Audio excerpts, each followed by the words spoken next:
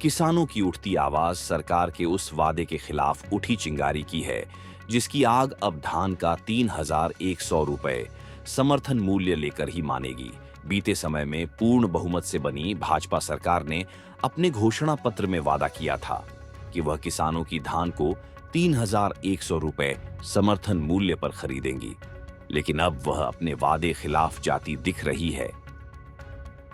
साथियों, आपको बता दें कि बीते दिनों से लगातार धान के 3100 रुपए समर्थन मूल्य को लेकर किसान साथी अपने अपने संगठनों के बैनर तले धरना कर रहे हैं, जिसको लेकर रामपैली खरीदी केंद्र के सामने कृषक भारती संगठन के बैनर तले 7 ग्रामों के उनके सभी पदाधिकारी और किसान साथी दिन रात धरना दे रहे हैं। खबर की तीर न्यूज चैनल के द्वारा आज कृषक भारती संगठन के रामपैली जोन उपाध्यक्ष चैन सिंह बैस से बात की गई, जहां उन्होंने सरकार की वादा खिलाफी और किसानों की सरकार से मांगों के संबंध में अपनी बात रखी है। देखिए पूरी खबर। नमस्कार साथियों, मैं राहुल फिर से आपका हमारे चैनल खबर की तीर में स्वागत करता हूं। और आप सभी जानते हैं कि पिछले वर्ष बनी भाजपा की सरकार मध्य प्रदेश में जो पूर्ण बहुमत के साथ में मध्य प्रदेश में चुनकर आई थी, और उन भाजपा सरकार के घोषणा पत्र में एक घोषणा किसानों के लिए शामिल थी, जिसमें 3100 रुपए धान का समर्थन मूल्य की बात हुई थी। लेकिन आज तक वह समर्थन मूल्य किसानों को नहीं मिला है और यह धान खरीदी का दूसरा साल है और अभी भी उस समर्थन मूल्य के ऊपर में चाहे भाजपा कोई शीर्ष नेता हो या फिर खुद महामहिम मोहन यादव जी वो बात नहीं कर रहे हैं। और इसी को लेकर के सरकार की वादा खिलाफी और किसानों की आवाज को लेकर के जो लगातार मामला चल रहा है कि किसान विरोध कर रहे हैं, धान खरीदी केंद्रों में जा रहे हैं तो अपनी धान नहीं बेच रहे हैं, और अधिकांश किसानों ने धान खरीदी केंद्रों के सामने ही धरना प्रदर्शन शुरू कर दिया है। तो आज हम रामपली स्थित धान खरीदी केंद्र के सामने किसानों की हो रही हड़ताल के पास पहुंचे हैं और उनसे बात करेंगे कि किन विशेष मुद्दों के आधार पर वे सरकार से अपने समर्थन की बात कर रहे हैं और क्या कुछ खास उनकी मांग रहेगी और क्या उनके कदम रहेंगे आने वाले भविष्य में जो वो धान के समर्थन मूल्य को प्राप्त करने के लिए उठाएंगे। तो चलिए बात करते हैं। साथियों, सरकार की वादा खिलाफी और किसानों का फूटता आक्रोश, और इसी को लेकर के आज हम रामपैली स्थित धान खरीदी केंद्र में पहुंचे हैं, जहां पर तकरीबन 7 ग्रामों के किसान बैठकर धरना दे रहे हैं। और ये जो धरना प्रदर्शन हो रहा है वो कृषक भारतीय संगठन रामपैली के बैनर तले हो रहा है और साथ ही अन्य संगठनों ने भी इन्हें अपना साथ दिया है। और इस मंच पर वर्तमान में सभी इनके पदाधिकारी और किसान साथी उपस्थित है। अब हम इनसे बात करेंगे, वे हमारे कृषक भारतीय संगठन रामपैली के रामपली जोन के उपाध्यक्ष श्री चैन सिंह बैस जी, उनसे बात करेंगे कि किन मुद्दों के आधार पे वे आज इस धरने को दे रहे हैं और सरकार से मांग कर रहे हैं। सर, आपका पहले स्वागत है। मैं चैन सिंह बैस कृषक भारती संगठन रामपैली का उपाध्यक्ष बात कर रहा हूँ। और आज जो यहाँ हम किसान साथियों के साथ जो आंदोलन कर रहे हैं वो सरकार और बल्कि मुख्यमंत्री महोदय मोहन यादव जी ने इसी रामपैली की धरा में जब लोकसभा चुनाव का समय था उस समय उन लोगों ने 3100 रुपए धान का मूल्य सभी किसानों को आने वाले समय में देंगे कहा था। और साथ ही साथ पिछले वर्ष जिस समय ये मंच से उद्बोधन कर रहे थे तो उस बीते वर्ष का बोनस देने कहा था। तो पिछले साल का बोनस वगैरह तो नहीं मिला, पर अब इस साल किसानों ने बड़ी आशा और उम्मीद के साथ 3100 रुपए धान का मूल्य मिलेगा ये सोच करके अभी तक सोसाइटी में इस खरीदी की का इंतजार करते रहे।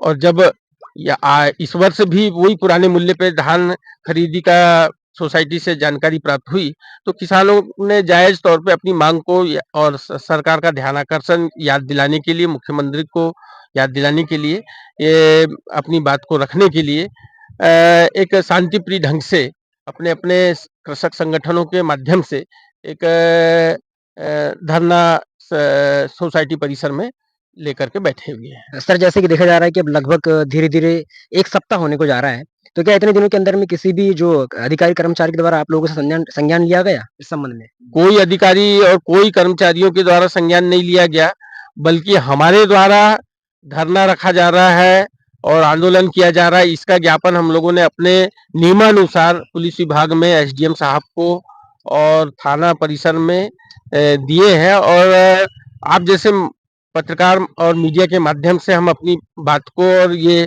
आंदोलन के माध्यम से सरकार की तरफ अपना संदेश देना चाह रहे हैं कि हमारी मांग शीघ्र पूर्ण करें।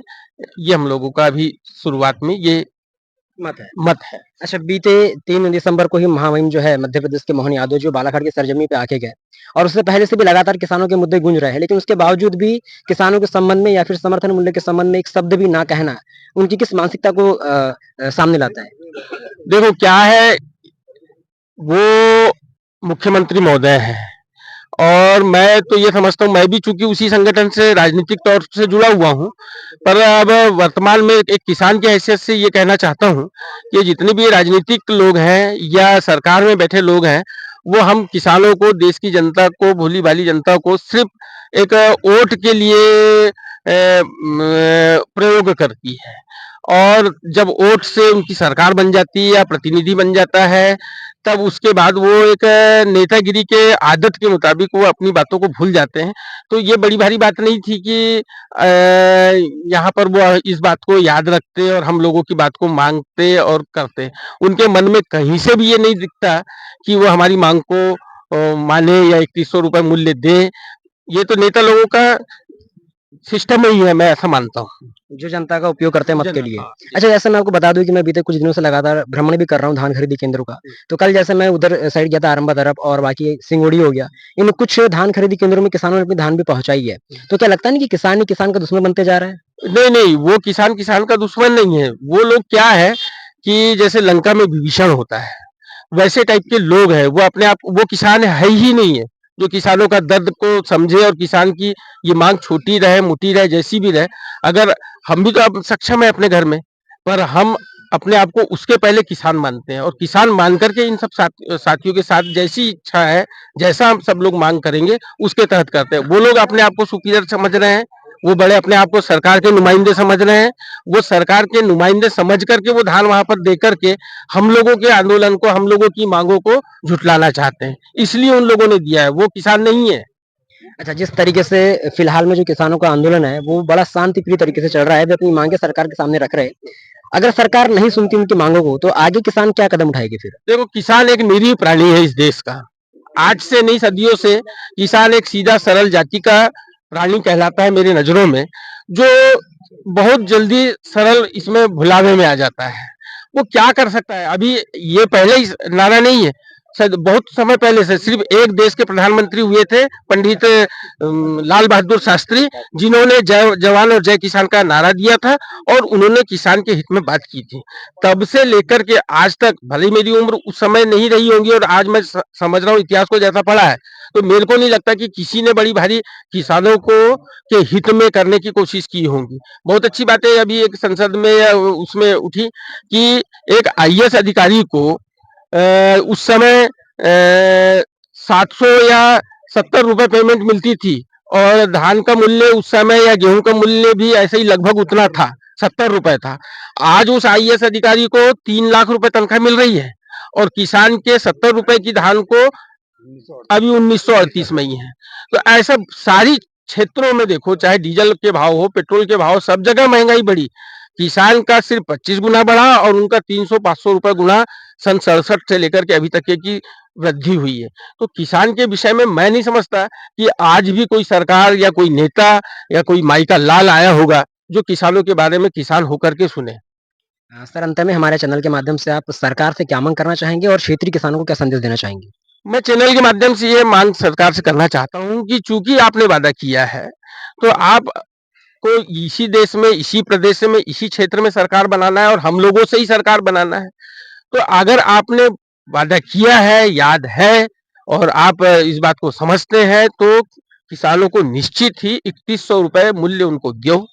दूसरी बात, मैं किसान साथियों को ये संदेश देना चाहता हूँ कि हमने चूंकि मांग जायज रखी है, हमको मांग करते रहना चाहिए। अपनी लड़ाई अपने को लड़ती आना चाहिए। और दूसरी बात ये कि किसी भी नेता का और किसी भी पार्टी का हमको सहयोग नहीं होना चाहिए। हमारी खुद की किसान संगठन एक पार्टी है, हमको होना ही नहीं। यहाँ फलाना नेता आया, उसकी के साथ जय बोलेंगे, कौन सी पार्टी का नेता आ गया, विपक्ष का आ गया, पक्ष का आ गया, ये पूरे एक ही थाली के चट्टे बट्टे हैं। ये सिर्फ चूतिया बनाते हैं। किसान कोई कम पढ़ा लिखा है और कोई बहुत पढ़ा लिखा है, वो सब सारी चीजों को जानता है और वो समझता है।